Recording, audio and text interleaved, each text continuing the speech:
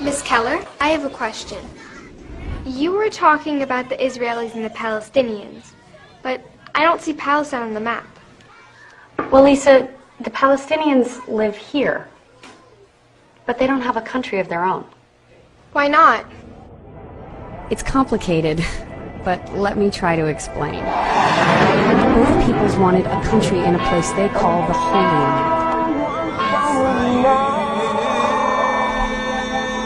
After World War II, Western powers divided it between them, but Arab nations said no.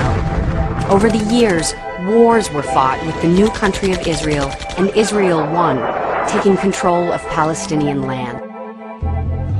There hasn't been peace since.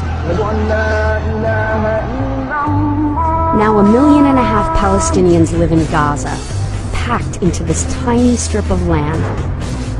And more are refugees in other countries or live here, in East Jerusalem and the West Bank.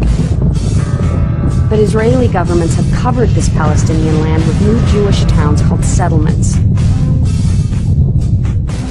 Settlers are just 1/10 of the population, but they've taken over most of the land.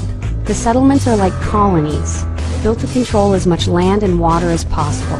They're illegal under international law, but no one stops them. Some settlements have a lot of guns, but this is not the Wild West. They have malls, factories, and swimming pools. They get 3 times as much water as Palestinian villages, which have to deal with shortages and settlement sewage.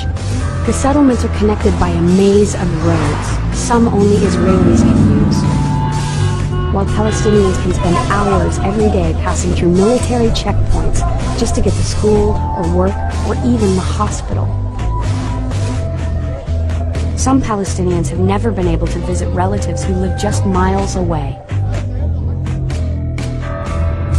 Israel has also built a huge security wall that's taken over even more land.